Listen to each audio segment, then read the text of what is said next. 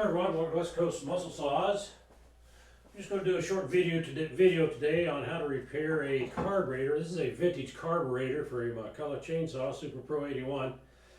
And a lot of these carburetors are not available for replacement now, so you've got to be able to repair the old ones. And I'll go show you how we were taught to repair these back when you repaired carburetors. A lot of guys today, they just remove and replace carburetors, but there's a way to repair the old carburetors, as you'll learn some techniques to repair the new ones. Before we do that though, I want to mention a few things. I've retired from building a lot of these stuff, but I've been training technicians down at Myrtle Creek Saw Shop to take that over, and I want to show you a few things you're going to be able to buy and a few things that are exciting that are happening there at Myrtle Creek Saw Shop. You're going to be able to pick up the old tried and true tool that I built. They're building these right now. These are great for installing your fuel lines. Slick. I've sold a lot of these to the customers. They just love them. It's made out of some really unique wire, and it just pops those fuel lines in just like nothing. You'll be able to get all the OEM tools needed to repair saws. I mean, if you're a professional wanting to get your tools or learning how to repair saws, you'll be able to pick up some really great tools. Ring compressor. Those tools for adjusting the carburetors, there's about 15 different ones. They stock all those. All the testing for testing the ignitions, some great tools. Here's one that we modify a little bit, put a jump wire on there, alligator clip, gets it away from, gets you a good ground with the alligator clips. A lot of these cylinders are zinc coated, so you gotta get them grounded properly. It's a great tool. Just the greatest little tool there. It's like the business card everybody uses to measure the clearance on the flywheel against the ignition. This is made by Husqvarna. It works perfect. Great little tool to have. This is something that I came up with a long time ago, back when we were working on the points on the chainsaws. It's Flex Stone. See how flexible that is? You can actually clean the points while they're in the saw. Just reach in there, clean them, open them up, clean them, flush them out. And we used to use starting fluid. You can use other stuff and then blow it out and then take a piece of paper and clean the points. Just works wonderful for renewing those points on the old saws. All the different tachometers, they sell them all. You can get anything you want there. Well, what's something else I want to tell you about that's available, excuse me, is the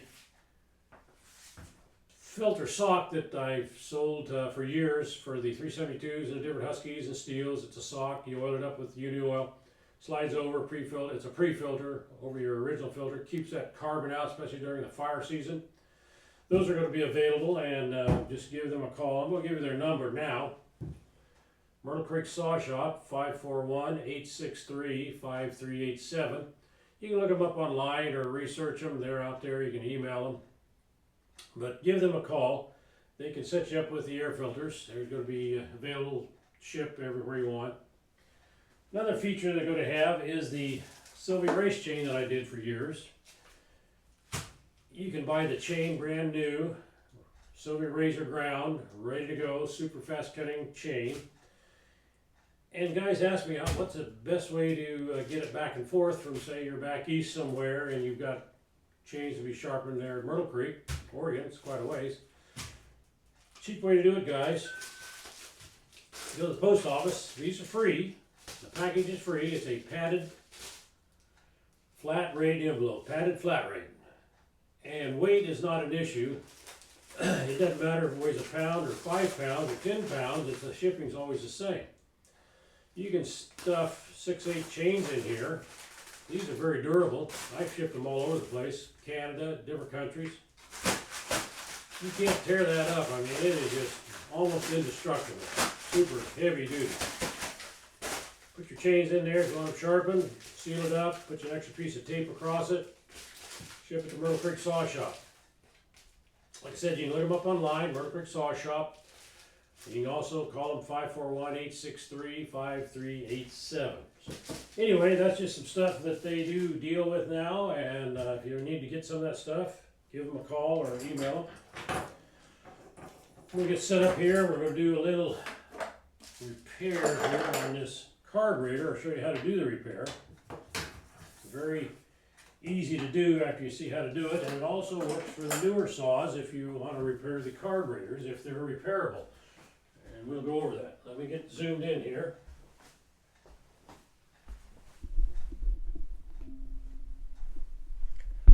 Okay, raise your hand if you can see this. Just kidding. Okay, I got an I've got a SDC carburetor, which McCullough had these on most all their saws. And you can actually find out what kind of condition the inside is in just by doing this test. They also sell this gauge down at Myrtle Creek Saw Shop. It's used for carburetors. That's what its use is.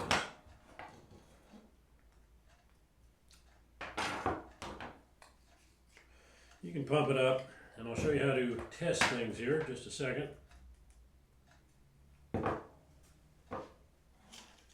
This has got a high speed and a low speed.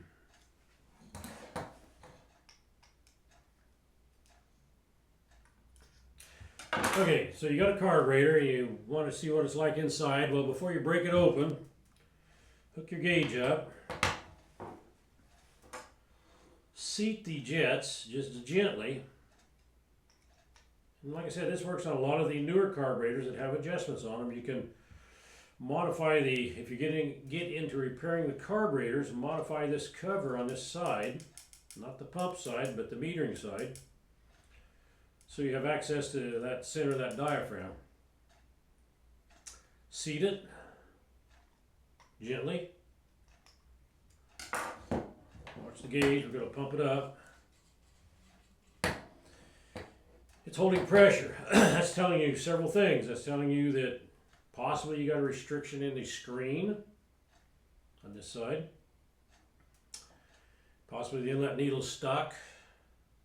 Possibly the plugged in the jets. We don't know yet, but there's a few tests we can do here. What you can do is to take the low speed jet. Now on the old saws, it's one full turn out. On your newer saws, it might be 4 turns. Open it up one full turn.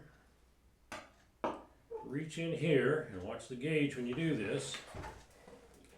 We're going to reach in here and push that, and it bleeds down.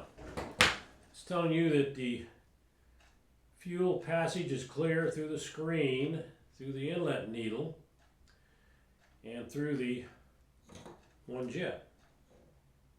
Low speed jet, it's clear. You've got a clear passage.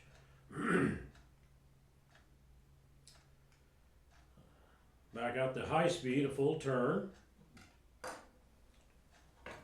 Pump it up. You don't have to go high pressure either. We're not trying to pump it up really high. Same test. Push in here, watch the gauge.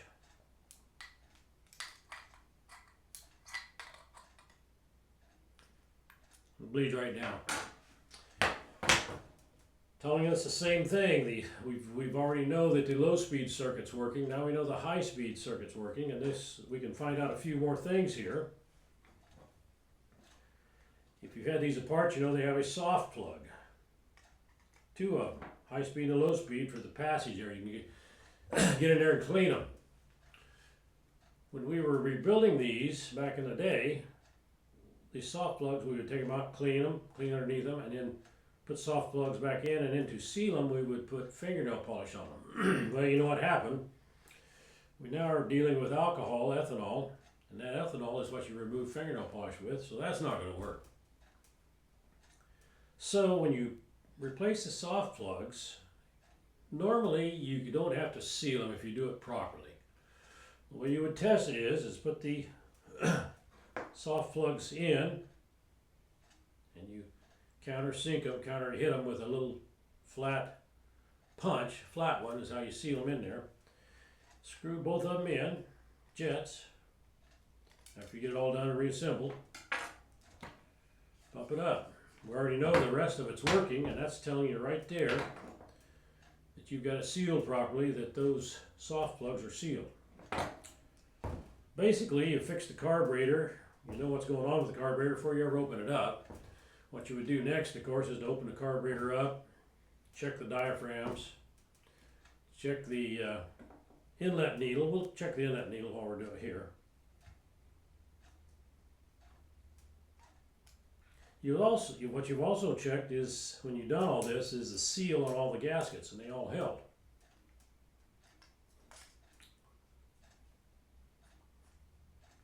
So we're going to open up the metering side. And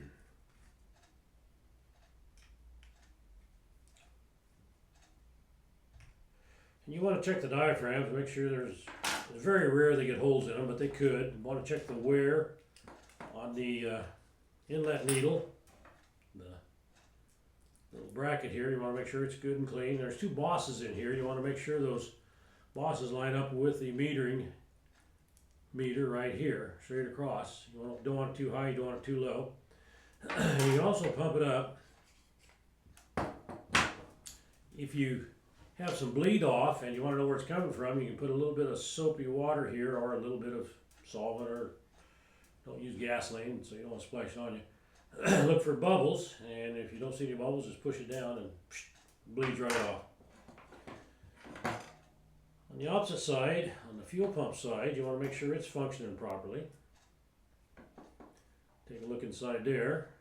We will look at that screen, even though we do know that that screen is not plugged by our test. You can determine that, or it's not partially plugged. So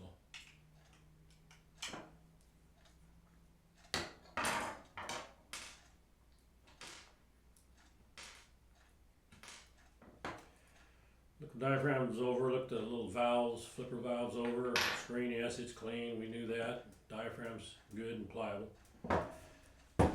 That's how you check them out. And you also, like I said, do this on the newer carburetors. Even though they've changed the venting, atmospheric venting, you can actually take common carburetors and modify one of these that doesn't have a hole in it, so you can access that to perform those tests. It works basically the same. All right, guys, if you got any questions, give Myrtle Creek Saw Shop a call, 541-863-5387, or look them up online, Myrtle Creek Saw Shop in Oregon. All right. You guys have a great afternoon. We'll talk to you later.